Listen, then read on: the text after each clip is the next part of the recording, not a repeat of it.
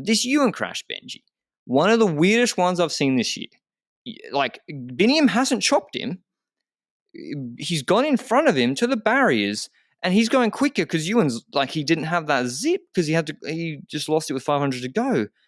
And then it's like he expected Biniam to go quicker. He just rides into Biniam's back wheel, right? Like, there's no other way to call this. Yeah, that's also what I saw when I watched it, and it felt like he was, I don't know, it's impossible to see from the helicopter angle if he was staring ahead of his wheel or straight at his handlebars, whether that has an influence, for example. We don't have good visuals of the front camera because we saw him laying on the floor without actually crashing from the front angle. It's like we're trying to figure it out, and from the helicopter angle, like you mentioned, it's just him riding straight forward, faster than the person ahead of him, into the back wheel of Girmay. And it's unfortunate to see that he crashes with this, and then he was on the ground for, 20 seconds, 25 seconds, pretty long. He got up again, got over the line, but he looked a bit, battered. And I hope that we can get him back at proper form in the coming days, because I hate seeing Ewan crash. We saw it last year at the Tour, for example, his crash last year.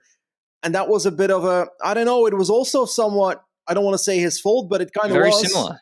That was more, he made the calculation to move up on the inside of Sagan, and he expected Merlier to kick, and Merlier just waited half a pedal stroke through a corner and he chopped himself.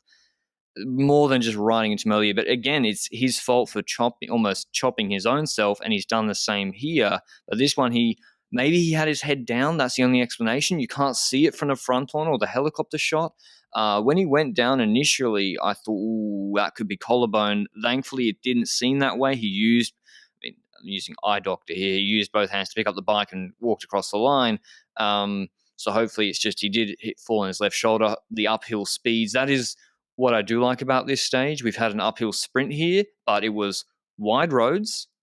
Most of the time, even the turn into this was wide roads. And not like crazy cobbles. It wasn't wet, and it was an uphill sprint. New asphalt. And new asphalt. So that's, if he's gone down at the speed he went down in the Tour de France Stage 3 last year, he dings himself up worse, and he had to leave the race then. And hopefully with the TT tomorrow, he can take it easy.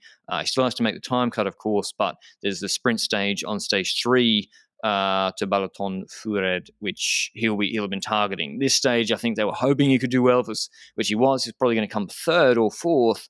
But yeah, unfortunate crash for Ewan. Zwift is the online cycling platform choice of Mathieu van der Poel, who you can see at this year's Giro d'Italia. If you want to check out Zwift yourself, you can go to Zwift.com down below for a free 7-day trial, which you will not regret.